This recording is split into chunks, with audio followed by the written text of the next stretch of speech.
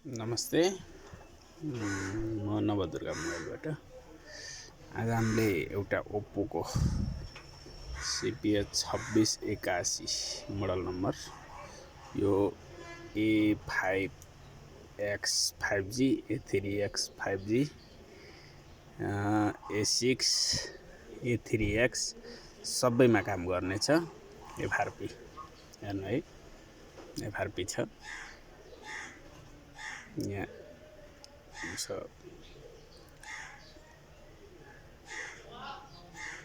यो 100% वर्क गर्नेछ। यो भिडियो एन्ड्रोइड 13, 14, 15 र 16 सम्मलाई काम गर्नेछ है। यो ट्रिकले हेर्नु 100% गर्नेछ, नछुटाइ हेर्नु होला।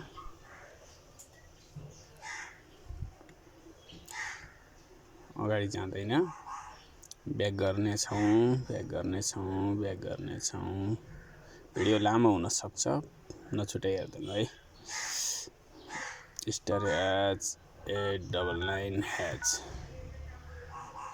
गर्नेछौँ अनि म्यानुअल टेस्ट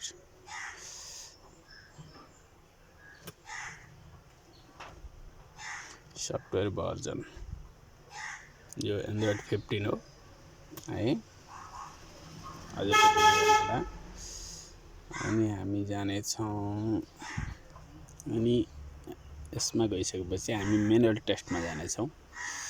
अनि पछि म्यानुअल टेस्टमा गइसकेपछि अगाडि जानेछौँ। क्यामेरामा पनि काम गर्दैन यसले है। यो WCN देख्नुभयो होला। यसमा गइसकेपछि हामीले वाइफाई स्क्यानर यसलाई क्लिक गर्नेछौँ अनि थ्री डटमा क्लिक गर्नेछौँ।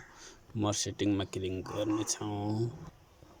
त्यसपछि हामी जानेछौँ वाइफाई डाटा क्लाउडमा अनि यहाँ अफ छ है। यसलाई हजुरको पनि अन गर्नुहोस्। एग्री एन्ड कन्टिन्यू गर्नु है। यस्तो आउनेछ अनि इमेललाई क्लिक गर्नु अनि गुगल यस्तो आउनेछ। गुगलमा टच गर्नु, एलाउ गर्नु। यहाँ हुँदैन, यहाँ आइसकेपछि यस्तो ब्याक गरेपछि यस्तो आउँछ अनि फर्गेट पासवर्ड गरिदिनु है। फर्गेट पासवर्ड गरेपछि एकछिन लोडिङ हुन सक्छ अनि यहाँनिर हजुरले केही लेख्नु यतिकै अनि यसलाई लङ प्रेस गर्नु अनि थ्री डट यस्तो आउँछ है। थ्री डट अनि क्विक नोटिस यस्तो आउँछ है। अनि यसलाई स्क्रोल गर्नु क्विक नोटिस। यसमा आएपछि हामी यहाँ एउटा कैँचीको चिन्ह देख्छौँ, यसलाई क्लिक गर्नेछौँ।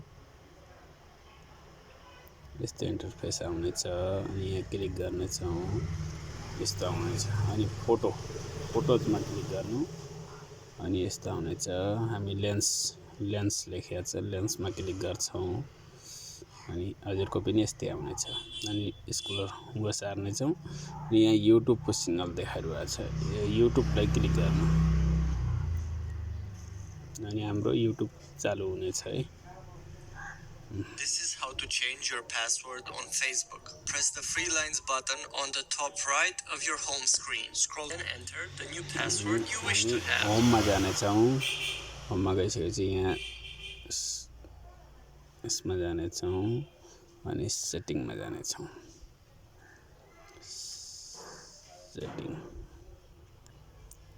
यसमा गइसकेपछि हामी एक्सेसिबिलिटीमा जानेछौँ अनि यहाँ अन गरिदिनेछौँ अनि यहाँ मुनतिर हाइड प्ले उसमा जानेछौँ अनि डिभाइस सेटिङलाई हामीले क्लिक गर्नेछौँ अनि यसरी मेनुमा जानेछौँ। सर्टकट अन गर्नेछौँ, यसलाई ओके गरिदिनेछौँ। हाम्रो यहाँबाट यस्तो हजुरको पनि यस्तै आउनेछ है। 100% 200% काम गर्नेछ। अनि यसपछि हामी असिस्टेन्ट यसमा जान्छौँ अनि यस्तो आउनेछ।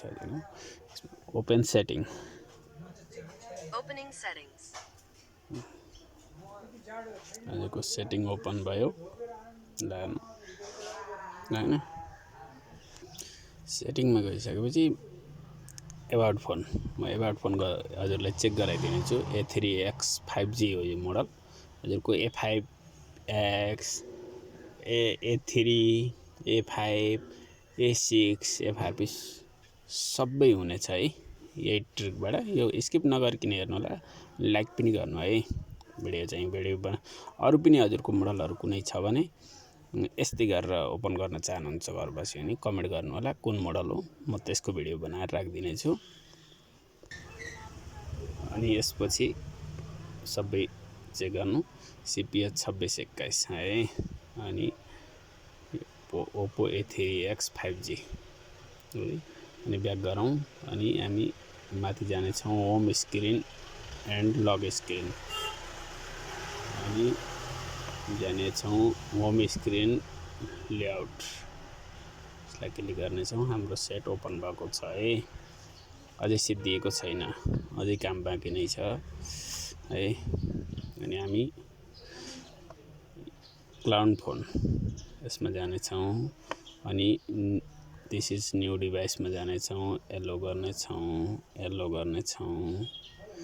अनि अदर एन्ड्रोइड मा जाने छौं अनि यस्तो खालको स्क्रिन हुनेछ यसपछि हामीलाई अर्को फोनको जरुरत हुनेछ है यसपछि म मेरो फोन लिए अब यसबाट मैले क्लाउड फोन हजुर पनि हजुरकोमा छैन भने डाउनलोड गर्न सक्नुहुन्छ क्रोमबाट या त प्ले स्टोरबाट पनि डाउनलोड गर्न सकिन्छ है म क्लाउड फोन ओपन गरे ओल्ड डिभाइसमा गए यस्तो स्क्रिन अब म यसमा स्क्यान गर्ने छु यो एक आपसमा कनेक्ट भएको छ है यस्तो आउनेछ अनि हजुरको पनि यस्तो आइसक्छ अनि पछि हामीले यसलाई चाहिदैन यो चाहिदैन सबै क्यान्सल गर्छौं है सब क्यान्सल गर्छौं अनि पछि हामी एपमा जान्छौं एपमा गइसकेपछि यसबाट कुनै पनि एप हजुरले पठाउन सक्नुहुन्छ म चाहिँ एक्टिभेट लन्चर सबभन्दा सानो MB को यही नै छ यही पठाए यस्तो गर्नु क्लिक गरौँ नेक्स्ट गरौँ है नेक्स्ट गरौँ अनि स्टारमा पछि यसमा लक मागिरहेको छ म लक दिन्छु ल हेर्नु है एक आपसमा जान्छ यसबाट यसमा अब यसको काम सिद्धियो डन भयो यसको काम सिद्धियो म यता राखे है त अनि यसलाई हेर्छौं अब हामी यहाँ हाम्रो एप आइसकेको छ हामी एपमा जान्छौं एक्टिभेट लन्चर यहाँ आयो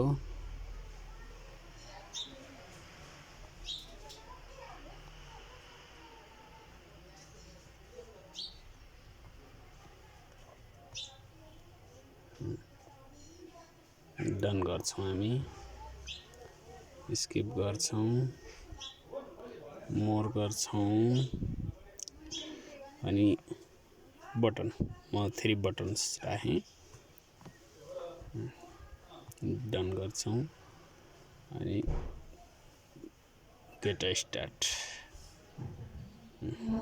अब चाहिँ हजुरको फोन पर्पल्ली ठीक भयो अनि हामी यसमा जान्छौं अनि एक्सेप्ट यसमा जान्छौं अनि मेनुमा जान्छौं अनि सर्टकट अफ गर्छौं हजुरको एकदम 100% यसलाई हामी डिलिट गर्छौं ल ठीक भएको छ है हजुरलाई पनि यस्तै कुनै पनि मोडलको चाहिन्छ भने मलाई सम्पर्क गर्नु होला कमेन्टमा लेख्नु होला यो मोडलको बनाइदिनु भनेर म सबैको म्यानुअली बनाइदिने छु है भिडियोलाई चाहिँ लाइक र कमेन्ट गर्नु होला धन्यवाद